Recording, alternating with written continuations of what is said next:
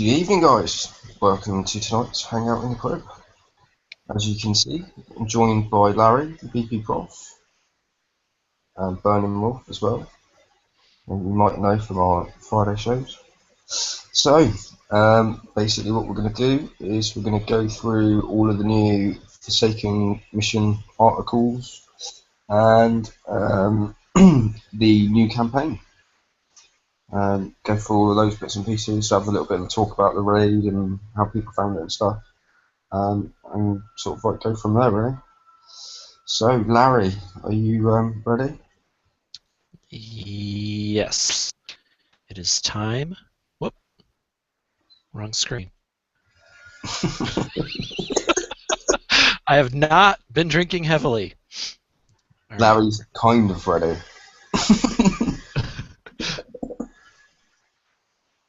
Okay, now I'm ready. There we go. Hulls before hose. All right. Yeah.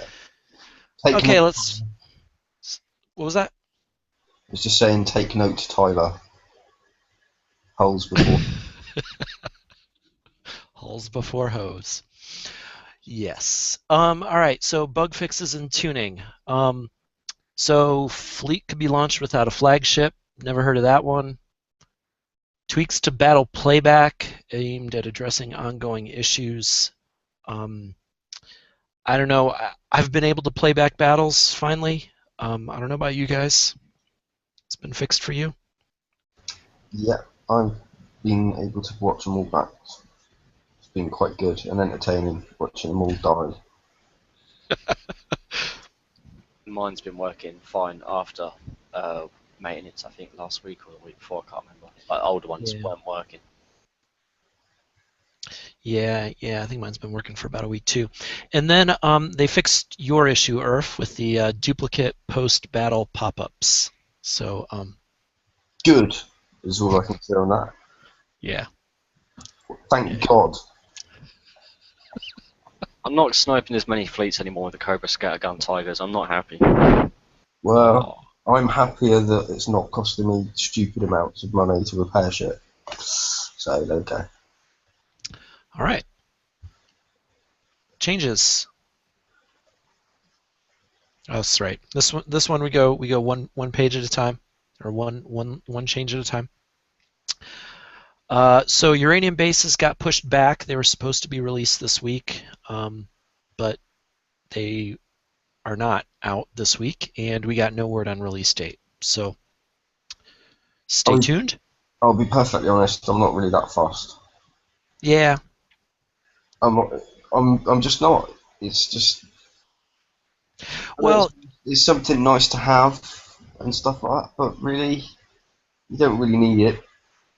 There's enough armadas to keep you going. You can spawn them whenever you want. Who cares?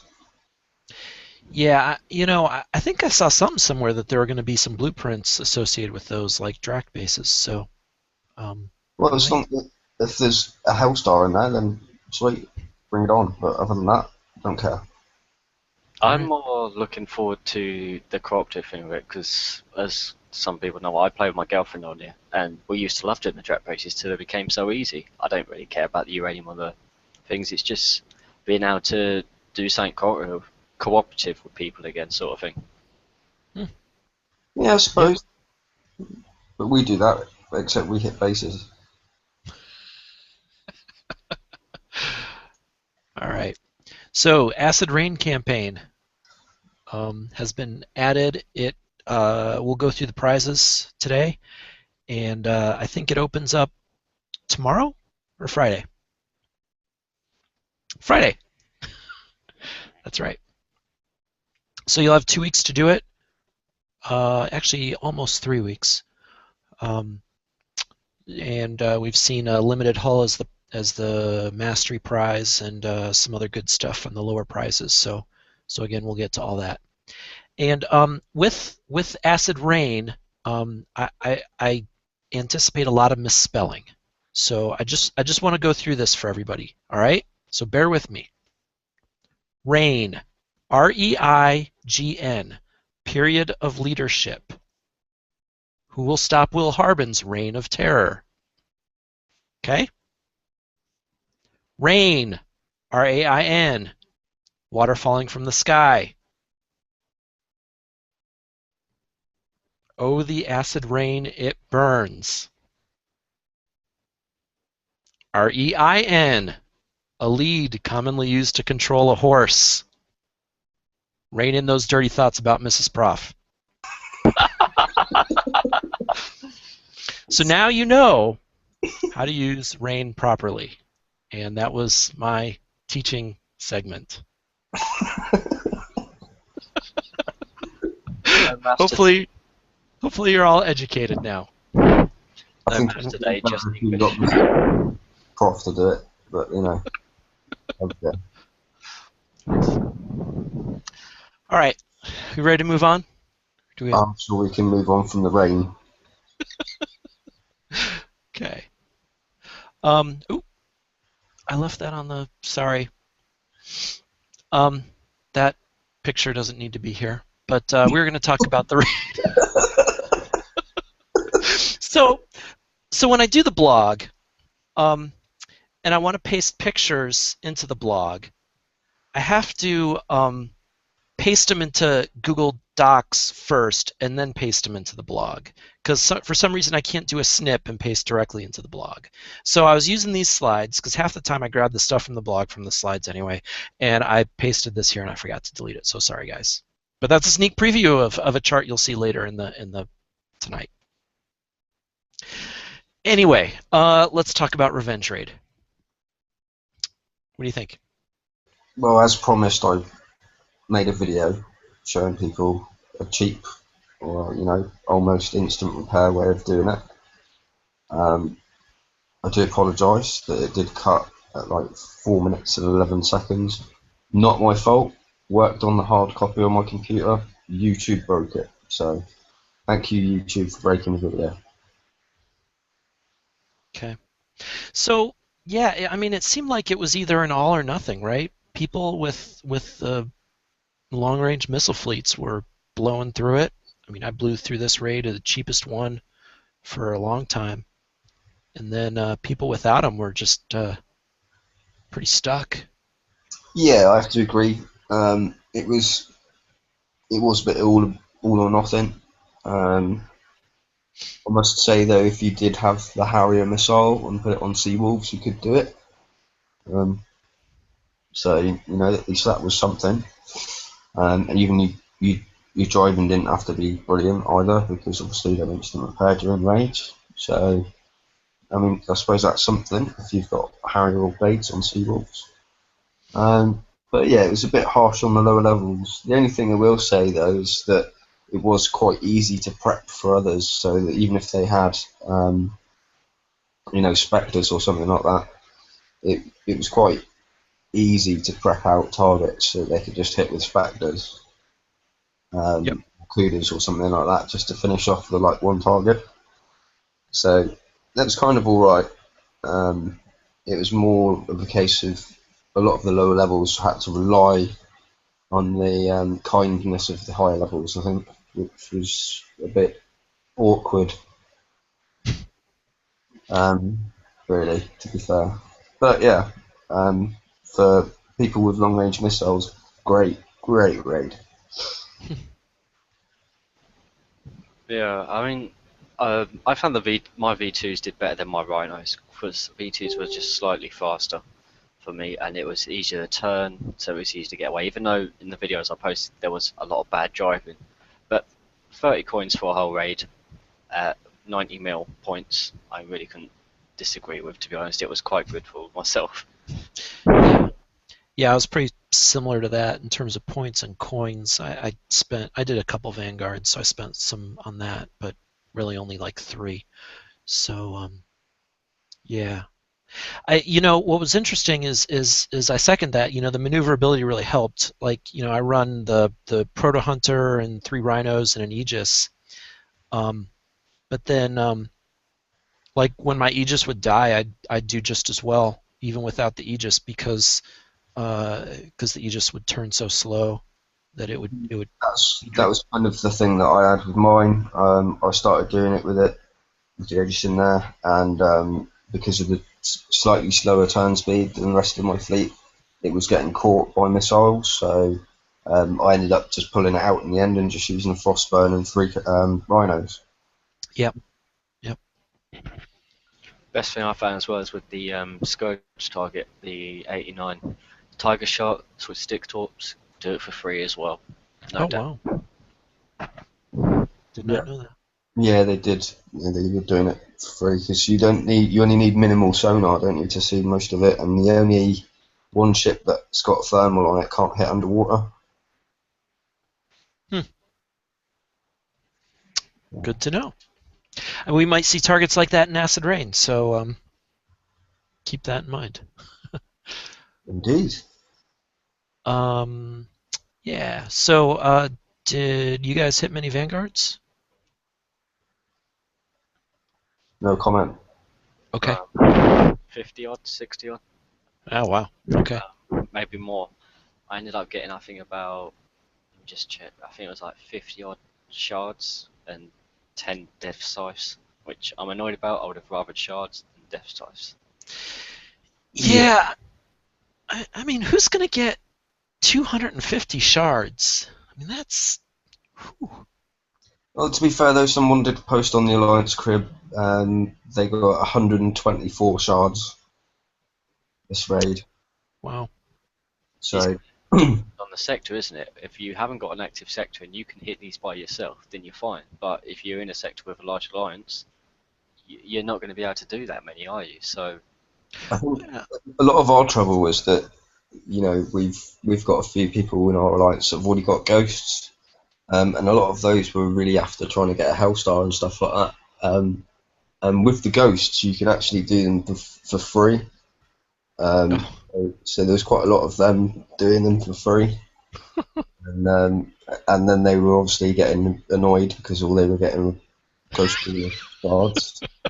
One of the people that was doing it, below me in my alliance, he's already actually got 2 ghost crawlers, and all he was getting was shards. So he's now got 2 ghost crawlers and 75 shards. God. Wow. So yeah, he's. I don't think he was very impressed. Well, but he wasn't spending anything at least. True. Yeah. Yeah. All right. Well, yeah, I did 3 just to see how they were, and I got 2 shards and a death scythe. So, maybe in a couple years I'll earn enough for a ghost crawler. it all depends as well how long they keep the shards going. Because if they stop doing the ghost in the vanguards or the shards in the vanguard, and so you've got like 200 odd after 3 or 4 raids, you're going to be pretty annoyed as well. So they need to keep it going. That's an excellent point. Yep. Yeah. Or provide another way of gaining them. Yep. Maybe the new Drek bases. Yeah, maybe. Maybe. Who knows?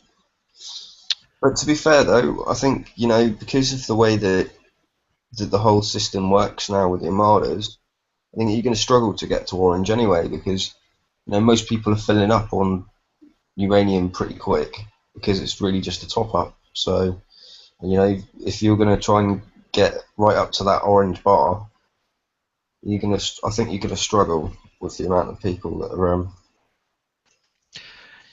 Yeah, we'll just have to see. I mean, it's all how Kixeye, codes it, right? If you need a lot of armadas to get it to orange or a lot more salvages, then you know what I Yeah, mean? I mean, it's just how they decide to do it, right? They start out and it was really easy to get that sector bar open, and then they turned the knob down a little bit, and now it's harder. Um, they obviously have that flexibility. yeah, agreed. And prizes. So, what do we think of these heavy cruisers? I think that they're really good as spotters more than anything. Yeah. I haven't actually seen very good results from actual scatter versions of the hull. Certainly not in my base anyway. I think like 38% is the highest that anybody's got up to now. Um, Yep. so yeah, I mean, we kind of knew that as a blitz fleet, or you know, that same as anything, as a general rule, stick something in there with the same weapon on, and you're usually good to go to stop things. Really, as a blitz feats go, historically has always been the way that we've done it, Hmm. and it's just an easy thing to combat as a general rule. There is Yeah, exceptions, but as a general thing, that's kind of how you do it. I mean, speaking of which, I didn't think of this beforehand, but someone in my alliance was talking about using him as a guard ship, and I think that's a great use. I mean, you got that 300 assault deflection and all that defense. I think it'd be a great guard ship. I have to be perfectly honest. I put 4 scatterguns on my Grim that's in my base, and not one single fleet's got past it yet. Yeah, I was looking at that. I saw Ewok's video of his. I was thinking, should I put some on the Hellstar or not? But I saw another video of someone with a Hellstar with one of those cruisers in the front of their base, and they just couldn't get past it. The rhinos were just constantly firing, fully ranked rhinos, I think they were, and Yeah. could not get past it. And the Hellstar just rained down on them from the range. Yeah, agreed. If you build a hull right, its resistances are, epic, really. Um, yeah, you just got to build clever, I think. As a spotter with rhinos, it's going to work out well. As a defence ship in your base, it's going to work out well. I just don't think that, as generally, that using the scatters on there is just not really working that well. Yeah, yeah. I mean, blitzing and you've got a range of 76. You're just charging into. Yeah, yeah. Yeah. So, And smart fleet layouts, guard layouts are putting guard ships out of range, so you're not even touching them. yeah, agreed. All right. So, but they are good for the defenses they got, so they can be sort of like a ship for like the FM to replace. Because I can use a Jug X to sort of take the damage. And this hull could replace it to save even more time on damage, so you could do more of the 85s quicker. Oh yeah, yeah. I mean, I use a Neptune and it works great. So the Yeah. HC would be great as well. Another thing to mention as well is that one HC in your base defense, or anything, in fact, with the scatters on, obviously, if it's defending your base, it doesn't have to go through walls, and theirs do. So, you're going to get lots of hits in before they get any hits in. Yeah. Something else to remind people of. Hmm. Alrighty. Let's move on from the revenge raid.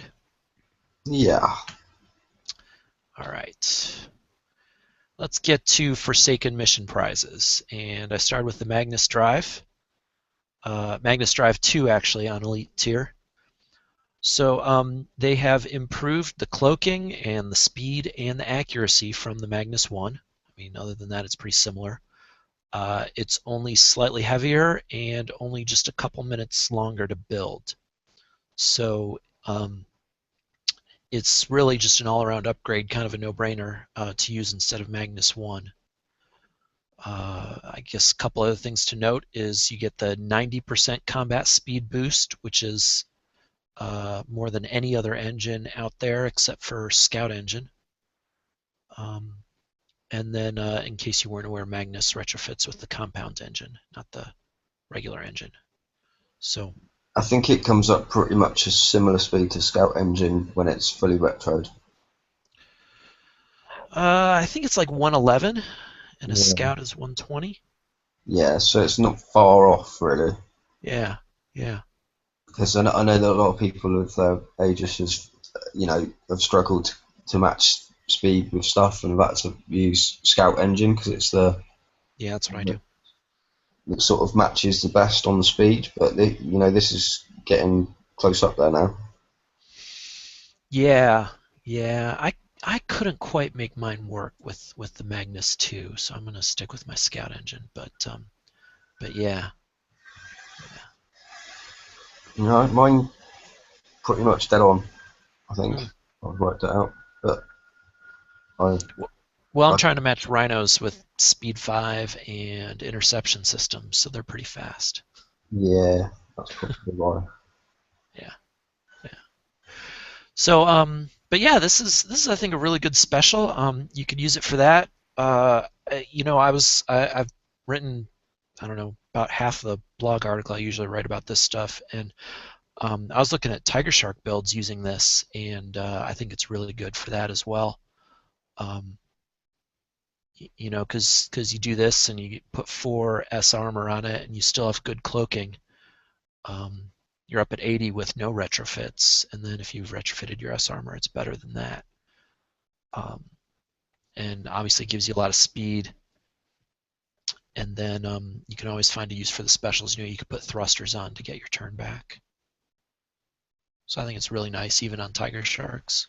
Yeah, I have to admit I've looked into it as well, and pretty much exactly the same as what you said. By you gaining that extra special, you can put the thrusters on there, which is a good idea because they don't turn very well. Mm-hmm.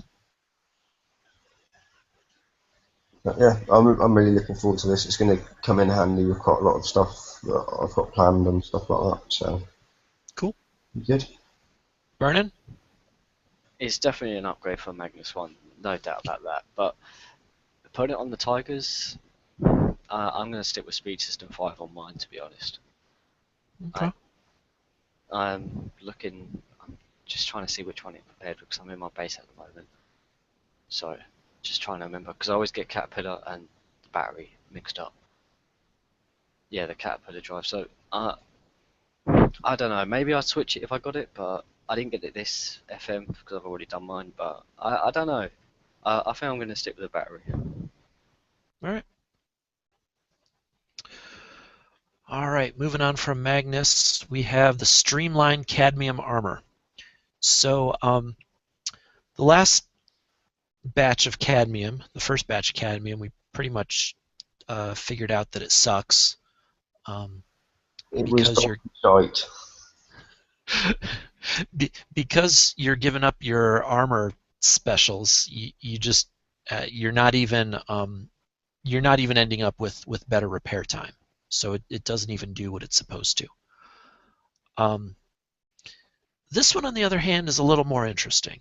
And so the thing we really panned the last bunch of cadmium for is that it gave absolutely no bonuses at all. Um, now with this one, you get a speed and turn bonus along with that 50% repair. And you should also notice that this is heavier than cadmium delta, so it's a pretty big piece of armor. But it's got a really short build time, and you've got to pay uranium for that privilege. So I looked at this, and again, I looked at some of the ships I'm using that have speed boosts, stuff like that Aegis we were talking about, or some of my other spotters that I use to keep up with the rhinos, and I saw some advantages to using this. Some places I was using V armor, some places I was using a speed upgrade, some places I was using B torps just for speed, and so again, when I get around to finishing up this blog article, I'll do some side by side, but I think you can see some benefit from this. Yeah, I think on some stuff that you've added speed to, and you have got speed armors on there. Especially like lower level kind of builds. Like some people have put the armors on specters and stuff like that, just to give them a little bit of an extra speed boost. If you really wanted to, and you wanted to heavily armor your specters, you could chuck this on there instead. I suppose. But yeah, I mean, it just gives you that extra option, doesn't it? You can change out your V armor because at the end of the day, your V armor is not really that good for anything else. Right. You change this out, it's better repair time on it. It's better boost to the speed, and you get a turn speed boost as well on top. So Right. you know, Right. It's definitely got some uses, unlike the rest of the cadmium armors on a 10. Right. Because I think the other ones are just really useless in most walks of life, if not all. Right. So, I mean, I was looking at my Neptune as well, and the Neptune, I put a speed upgrade on it to keep up with the rhinos.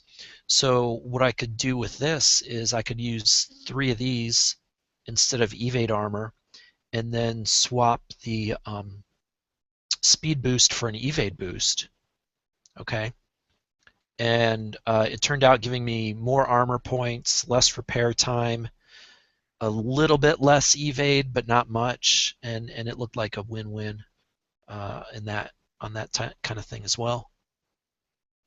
It could be the same for the heavy cruiser as well, because the turn speed's quite low on that. So some people are putting ion thrusters on, where you could put this on for the turn and the speed to try get past, like say you pinch something in a base like an enforcer that may kill your heavy cruiser off. You pinch it, you can get past it a lot quicker if you're using the full speed of the heavy cruiser maybe, and the added turn.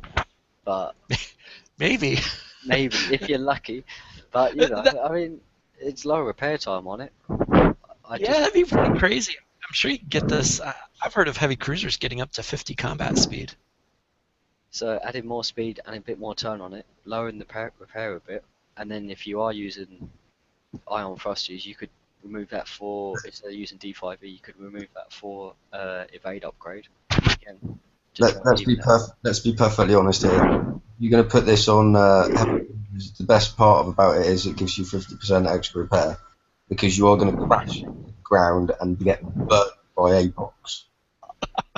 I'm just trying to see a silver light. Now, I don't really like the armor, but I'm just trying to find something for it. It's good as a replacement for the armor. Just stick to that.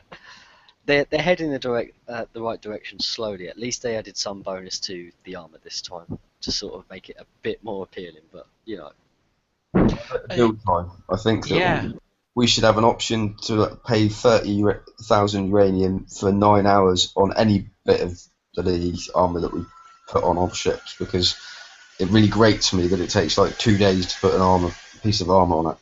mm, Especially when I'm refitting something to make it useful again because it's been out just over a month and it's now worthless. So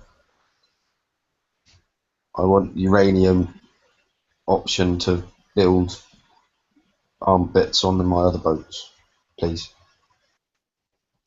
good idea. All right, let's keep going. Oh, right, I did this chart. Um, you can just see armor points per ton is pretty good. And then obviously the really good build time compared to some of the other stuff. Builds 5 times faster than D5E, for example. Um, so yeah. All right. Next, the barrel system. And this is where this chart is supposed to be. So, um, there's 3 versions of this on tiers 2, 3, and elite tier. They give increasing shots in a multi-shot, which right now is just scatterguns. And one of the things we weren't sure of is whether it would actually increase the damage or just increase the shots and spread the damage over more shots. So we were told on the forums by one of the mods that it does actually increase damage. So I'm going to assume that that was correct.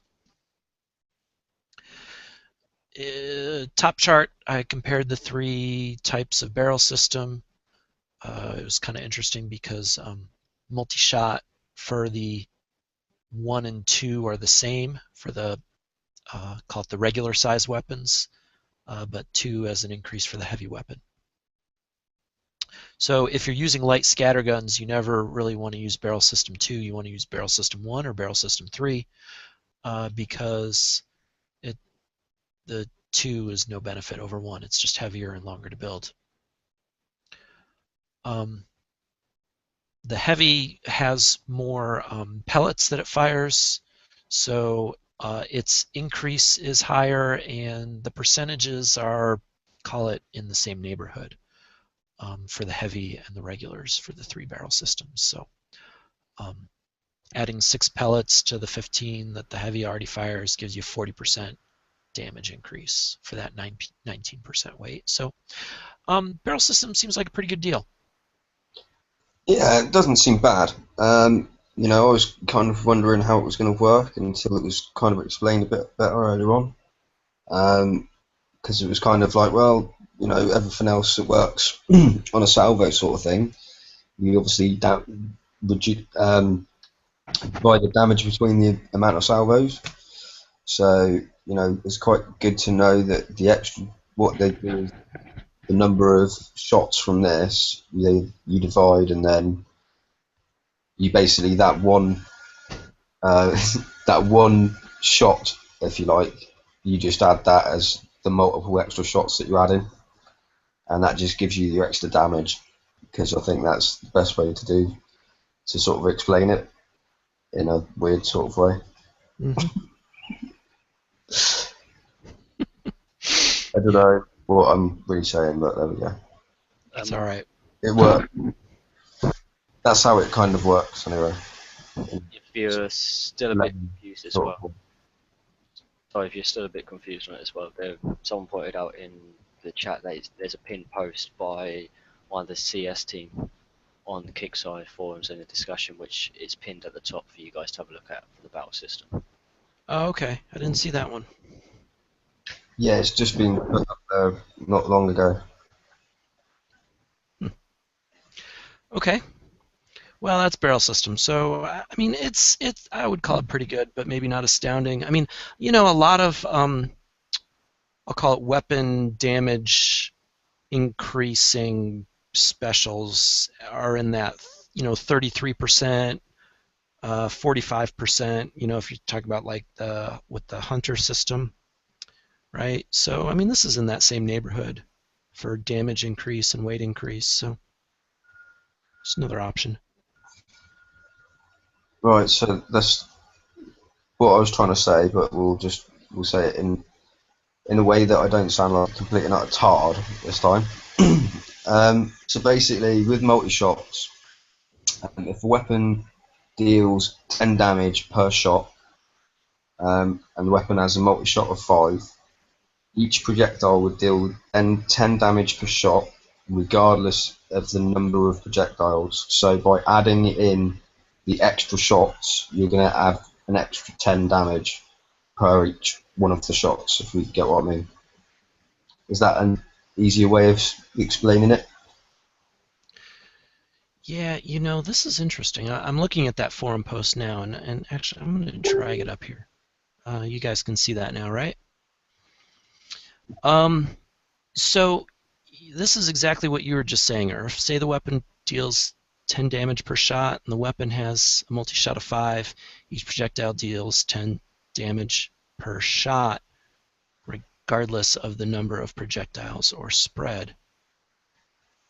Yeah, so like I was trying to say, if you've got a multi-shot of 10, you divide the number of the total damage by 10, and then the extra shots, so you've got an extra 2 shots, for example, would be an extra 2 times that number like divided by. So Yeah. I mean, that's how I did that DPS chart, right? You get 40% more shots, so you do 40% more damage. pretty much, basically. Barrel 3. Yeah. So,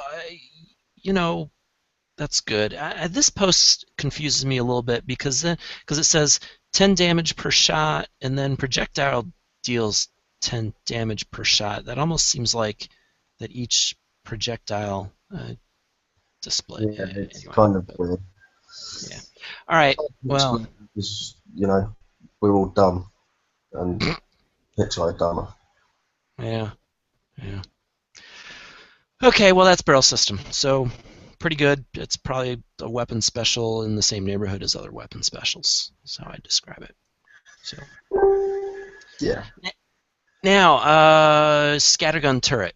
So this replaces the Deadeye Ballista, which most people didn't like. It junk.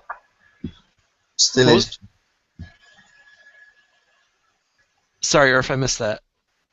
It was junk and it still is junk. Yeah. I'm going to guess that this turret is not junk. No, I'm liking the look of this a lot. Yeah, yeah. So it's got range of 105. So you're going to put this in your front line. It's not quite, you can't use it like a Wendigo maybe. But it's a scattergun. So multi-shot of 10, 6680 damage, and that means 668 damage per projectile. Um, reload time is 6, which is pretty good, and it does corrosive damage. And the power, and I mean power consumed, this is just a little bit more than a Gargoyle 1. I made this chart here trying to calculate some DPS. And, compared to the Gargoyle, it's a little bit lower, but you do have to remember that these scattergun pellets travel faster, so it's probably going to hit closer to its target. And it's got that longer range, so it's going to be firing more often, whereas most of the time a Gargoyle isn't going to attack, isn't going to be able to hit an incoming fleet. Plus, you're going to be able to put like eruption pyre on it, aren't you, to get the quicker travel time. Ooh, Splash. I didn't think about using Eruption Pyre on this. Yeah, well, you gain extra splash, won't you? The extra speed from the projectiles, because it's what, extra 30% speed to the projectile. Yeah, yeah, that's a good idea. Yeah, So that's going to hurt. yeah, And there's no defense for corrosive at the moment either, so So it's going to really hurt, yep. especially if you put it somewhere they've got to go through most of your fleet first, and then it just goes and pops the rest of them off. Mm. So you're going to have to choose whether you stop for this and take fire from the apox or run straight through it. Well, no, because it's got a range of 105, so there's not a lot that you can do about it, really, is there? right, no point in stopping. In fact, it's you're better off moving, because at least then it might miss.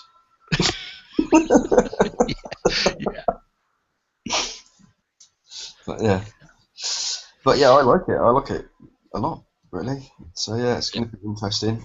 I can see me building maybe a couple more XL bunker busters, possibly.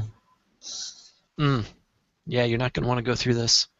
No, so you're going to want to take it out. It's going to be a strategic target. So what I would suggest is, getting some explosive defense on it as well. If you can put it on a level 6 turret and get something like eruption pyre on there, and get the other specials being sort of ablative panels or something like that, and a bit of armour on there, that would be probably a good idea, I would have thought. Yeah. People don't want to bunker it out, I can tell you that. This is a limited prize as well, isn't it? Right, limited one. That's a shame. Replace every turret in the front. Grumpy Pirate would like us to, he said, yeah, people will just rocket it most likely if they aren't XL daisy spamming the guard, that is. Well, they'll have to choose, right? They'll have to XL bunker spam your scattergun or XL daisy spam your guards. So I watched someone chuck 7 XL daisies into a base this morning and then still fail it. It was funny. yeah. All right, we'll move on from the scattergun. So acid rain. They didn't give us any details on the campaign, but I don't know about you guys. I suspect this will be fighting the Scourge again. Yep. Yeah. Yeah. Yeah. And so we've got 3 prize packs. And the prize packs, I think, are really good. So, you know, if you're up and coming, you're going to want to try to find a way to get through these two prize packs because D3 armor is really good. They gave it out as a raid prize a couple times back, but it doesn't come up that much, so that's something you really want. And then the Harrier missile, if you can't get blades, Harrier is definitely the next best thing. It's got really quick build time. Um, it's really light, and it's got bypass, really 40% bypass. And you know, if you're talking about something that's got resistance up in the 80s or 90s, and um, you know, heavy cruisers are getting there, Harrier could even be more effective than a blade. Yeah, agreed. The only thing with that is the assault deflection, isn't it? If it's on a remote Oh target. yeah, forgot about that. Yeah, yeah. Maybe not so much for heavy cruiser. Fair No. enough. But yeah, definitely you want to be trying to get prize pack 2 if you can, if you're a lower level player, because you know that Harrier missile mixed with the Mastodon hull hmm is going to help you out a lot, especially doing like Forsaken Mission and stuff like that. Yeah, yeah. I mean, I'm starting to think remote targeting ships are just your most important thing these days. You know, a long time ago, I did an article saying the Spectre was the most important ship in the game. Now I think it's like it's your Rhino. You know, um, everything's using remote targeting in base guard, in missions, in base hits, in raids. You know, remote targeting is really the way to go these days. So, Yeah, you I know, if have you to don't, agree that you know I've always been a fan of missile hulls anyway, but when the Mastodons come out, I thought they were awesome. They still are awesome in their own way. They're brilliant for PvE stuff. yep, Maybe not so much for hitting bases with the apox and stuff like that, with the speed being a bit low, but definitely for doing all your chores and stuff like that. Brilliant hull to have, and to pair it with Harrier missile in the prize pack too, I think it's really good.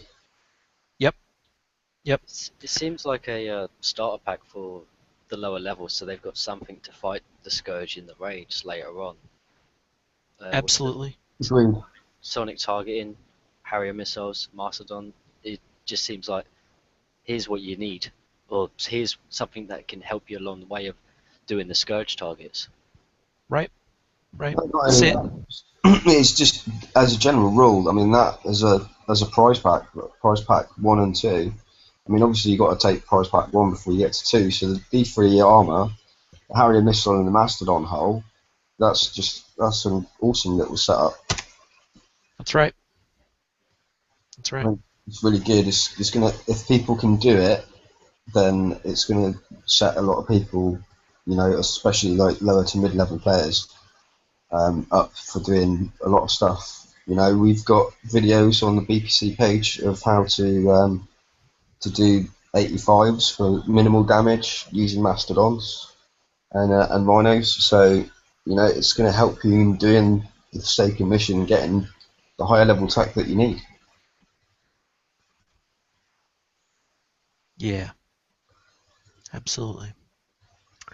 So, yeah, and this is good because I didn't think there were that many good prizes for the lower levels in the raid. So, um, if you kind of sat the raid out because you didn't think there was anything for you, you know, maybe you can look at this campaign as your raid, and you know, hopefully you'll have a lot of time to do those first two packs. You know, 12 hours, so maybe even hit a few and repair a while and hit some more, so you won't have to spend too much.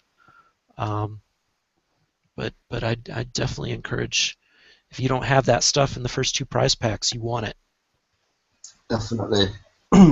You know, if you can't get to the rhino, then that doesn't matter.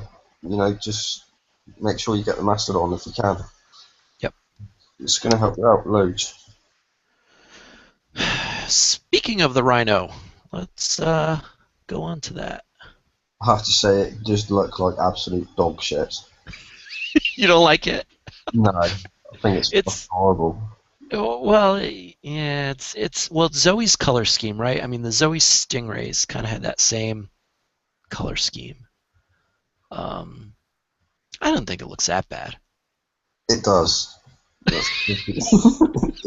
I mean, I like my Nightshade Rhinos better. So yeah. I think that, well, then again, I suppose I'm spoilt with my rhinos looking all sexy and nightshaded up, so. Yeah. Yeah, they're not as good as the Nightshade. No, but I don't know, I just don't like it. It's just Well, all right. So here's the thing with like the it looks like a trainer that someone's puked on. so Scotty would like it.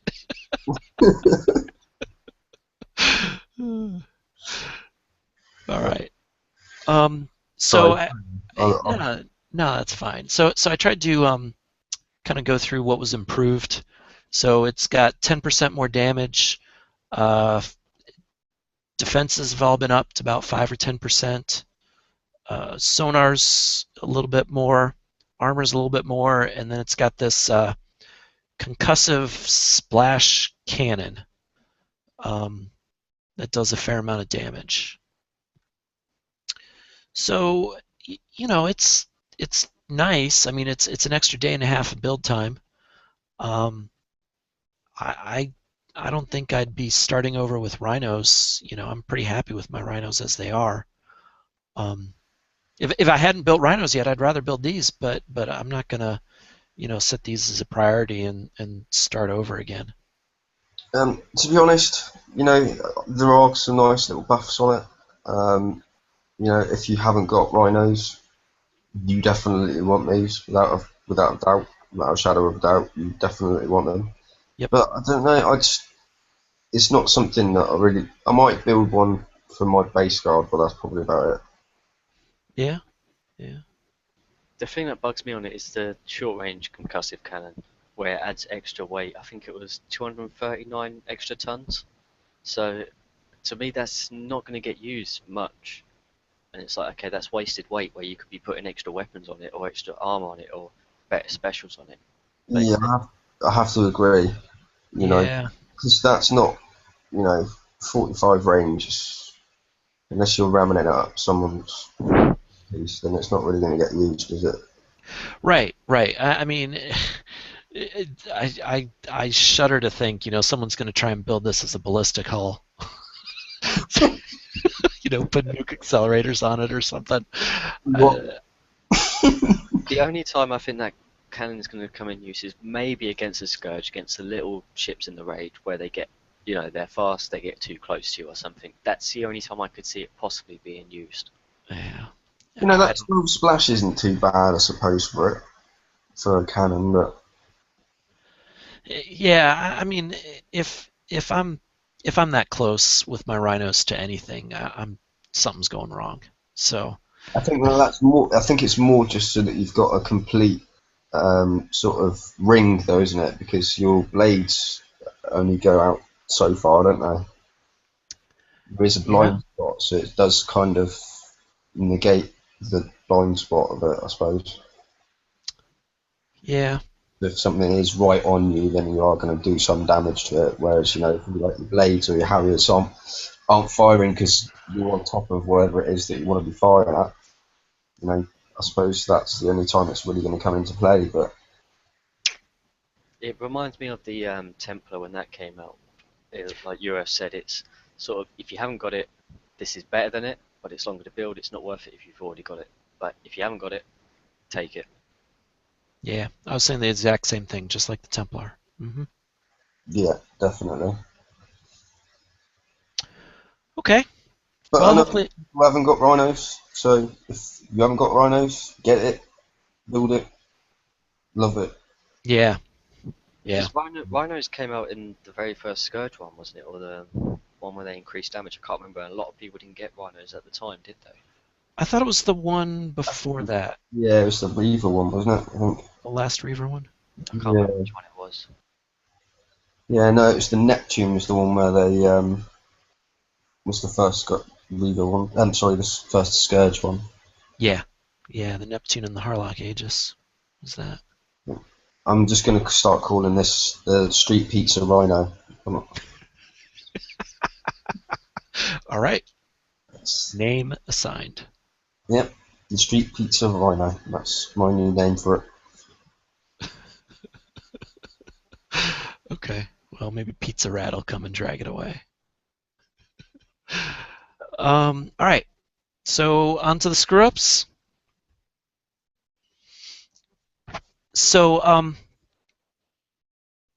for those of you who were on yesterday, cargo was not respawning. They eventually fixed that.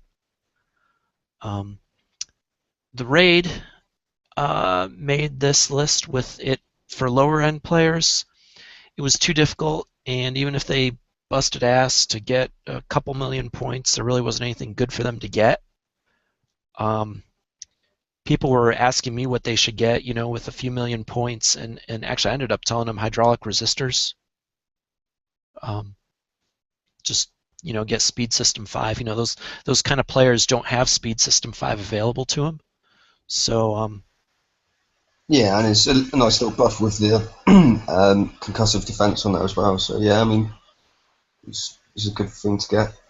yeah, It was kind of hard for him really, yeah, and the trouble is that it was an easy enough raid to prep out, but it turned into a complete and utter grind fest once you started prepping for people. yeah, yeah. And it's unfortunate, really. It's the time, butt time that really sort of killed preps for a lot of people, I think. Well, and at the higher end, it was really good, and actually it'll be on the next slide, the breakthrough slide, right? Because it was very very straightforward for people with the right fleets to do, and it was very much of a time and skill versus damage. You could spend more time and take less damage, and if you use more And skill, you would take less damage, and that's how it ought to be. yeah, and it was more fun for me because challenging myself, and it's not just bum rushing targets with the latest and greatest. Yep. You know, I mean, I even proved that you could do it with a seawolf. Well, so Yeah. you didn't need all you needed was the 98 missiles. But yeah, I have to agree, it was a bit crap for the low end players, and it's maybe something that they should have thought little bit more about possibly. Yeah, I think a lot of players, they had those missile cruisers in the C sets with the really long range missiles, and that I think was really killed it for a lot of people. Yeah, true. They almost looked like they were remote targeted, didn't they? Yeah, yeah, It was taking the mick. If those targets are meant to be for the lower level players, and they've got something that outranges something that even a high level player hasn't got, then there's something wrong there. yeah, yeah. I was just glad we didn't see those draconian arbalests. That's what I was not looking forward to. Oh yes. I was sure we were going to see some of those somewhere, but we didn't, and I was really happy about that. Um, so the prize redemption window. I mean, after the last raid, I spent a whole slide talking about how precisely awful it was. Um, in various ways. They did not pay attention. Was the same, and it's still awful.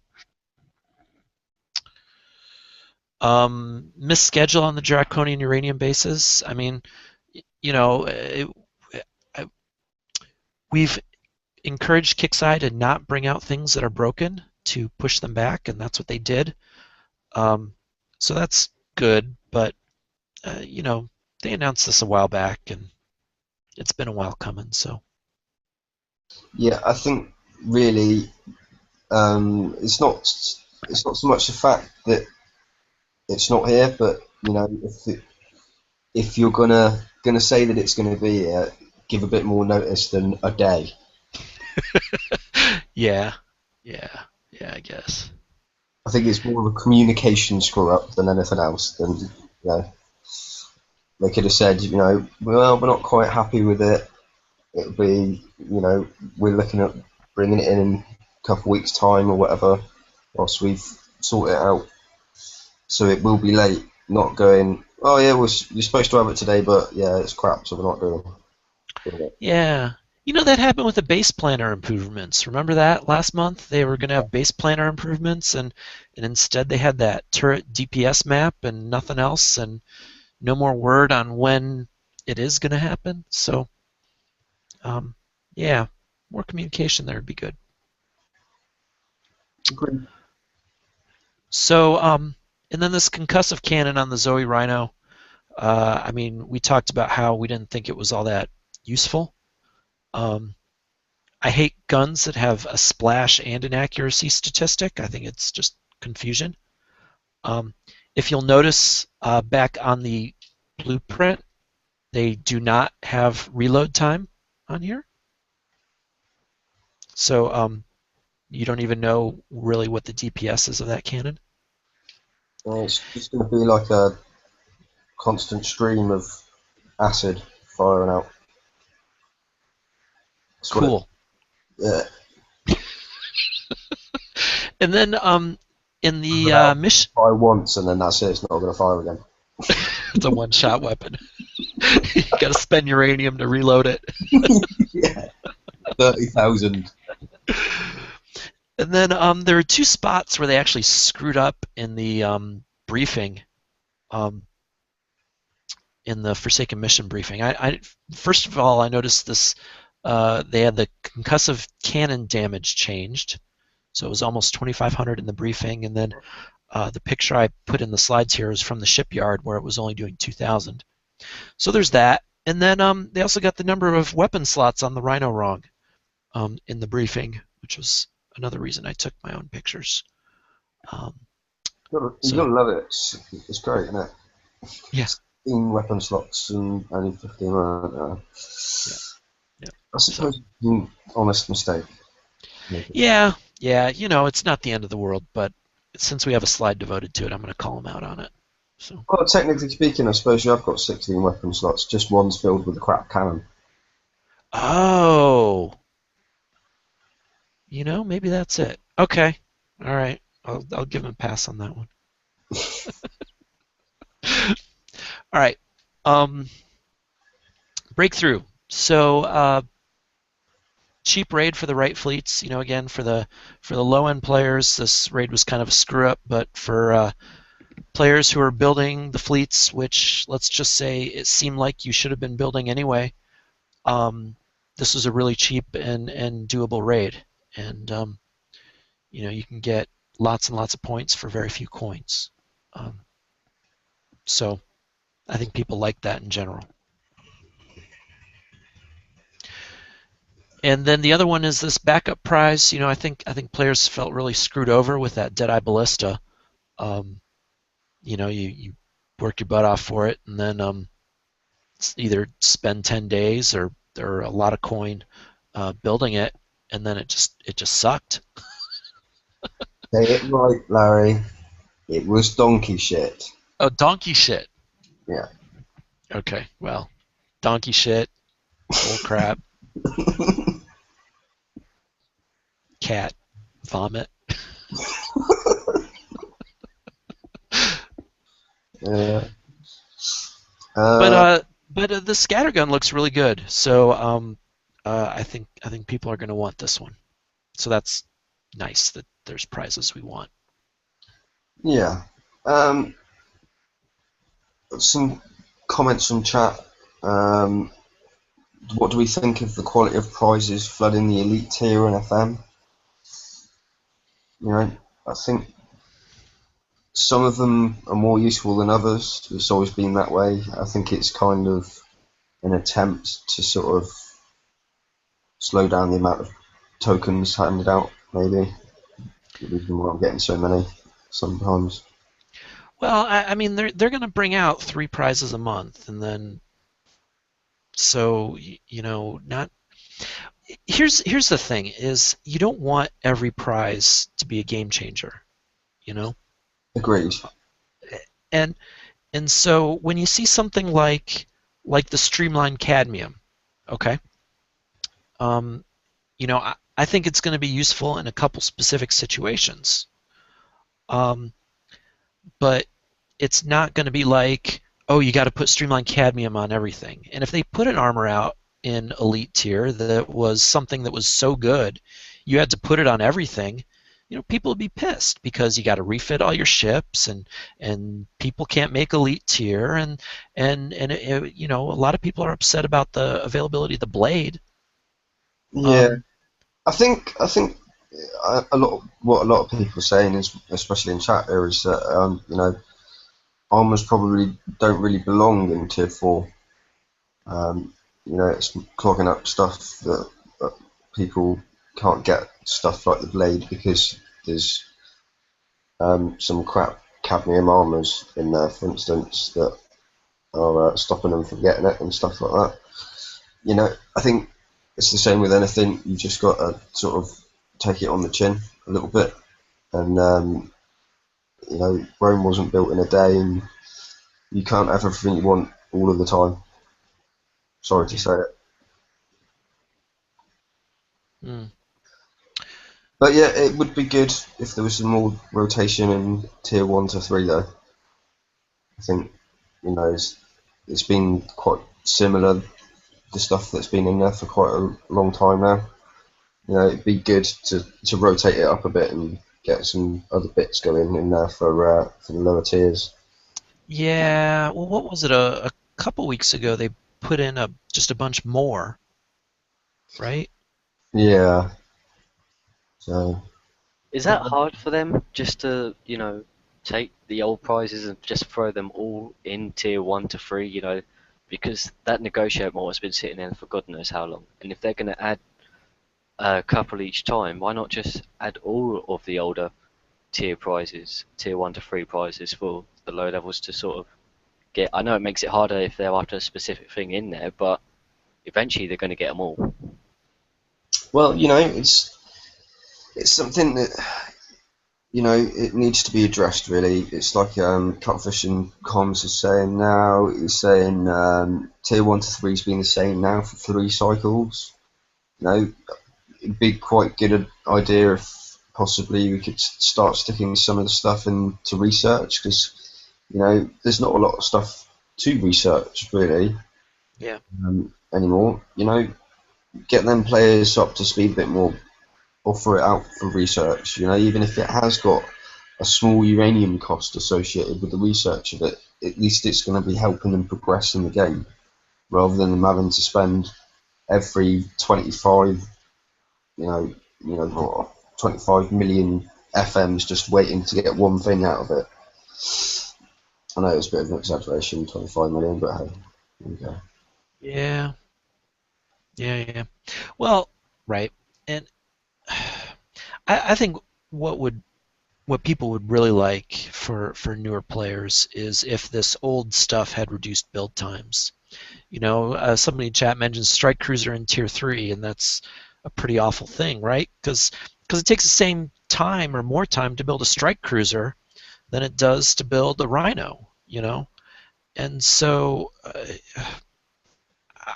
I think maybe it's not the prize rotation, but it's the build time for this obsolete stuff that's really the biggest problem. Yeah, there is that as well. It's not doesn't really match the power curve at all, does it? The build Right. time, and I think that should be addressed really. Yeah, Um, the because strike cruise is 4 days, 1 hour. yeah, I mean that's nowhere near as helpful as what a rhino can be. So Yep. yeah, and Grumpy's saying in chat here as well. Some of it you could put into salvages as well. Um, it'd be good. Everybody's really saying the same thing. Some of the lower level tech should go into some salvages. There's not been anything added into them blueprint wise for well, God knows how long. So get some of the stuff out. If you're not going to rotate it up, then take some of the stuff and put it in some cargoes. So at least it gives them an opportunity to get it. Yeah. Yeah, I mean, I did this with that second base I was bringing up for a while, and I really just ran into a wall, right? Because I was working my way through. I built a Mercury fleet with Siege Z, and it was decent. And then all of a sudden, I was stuck. The next thing I wanted to build, any fleet I wanted to build, was at least 3 months, and it turned out to be Atlas carrier with Locust, and it was just crap. I mean, but it took 3 months. You know, if I had access to better tech, You could build a good Rhino fleet in 3 months. So, and that problem hasn't changed. I guess back then I couldn't build a Rhino fleet in 3 months, but because rhinos weren't around. But I could have built something that was better in similar time, but I just didn't have access to the tech. So, just I don't know. The build times just go off the charts. They kind of creep up and then bang. Yeah, agreed.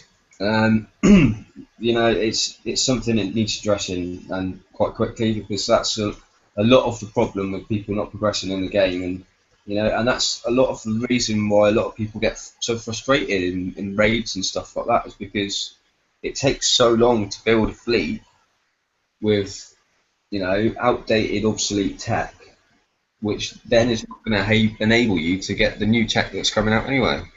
Yep. So Yep. something needs to be done about it, whether it's putting blueprints into cargoes, rotating the FM more, whatever, giving them a multiplier if they're below level 60 on their Forsaken mission points, whatever. What they used to do, I believe, is they used to do the rebalancing. I think someone mentioned it in chat, where they used to lower the build times and repair times of certain older hulls, but they stopped doing that after a couple of months. And a lot of people are screaming out that too much is coming out at once. But every update, every week, they're adding something.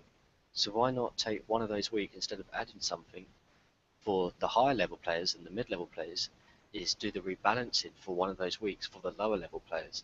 Then you're keeping them engaged and you're bringing them up to speed with everyone else to a certain extent at the same time. So they're getting something out of the updates as well. Well, at the end of the day, those people are the future of the game. They are the future high levels. So, throw them a bone. Yep. Sorry, Well, Wolf, we got a request to talk louder, and I am going to have to cut this off pretty soon. well, I think that's pretty much us for tonight. Thank you very much for coming. As all of our panel and everybody who's joined us in chat. Don't forget, Larry's blog will be out soon. I'm sure you'll post it on the BPC page. Check that out. Yep. I'm going to run through and do up a couple of heavy cruiser builds. Some might be with rhinos and mastodons, just for spotters and stuff like that. So be sure to check that out when I post that up. Thank you for everybody congratulated me on my 100th birthday in game, and we should catch you on Friday next Wednesday. So thank you very much for coming out, and we'll catch you later. Thanks, everybody. Have a good one.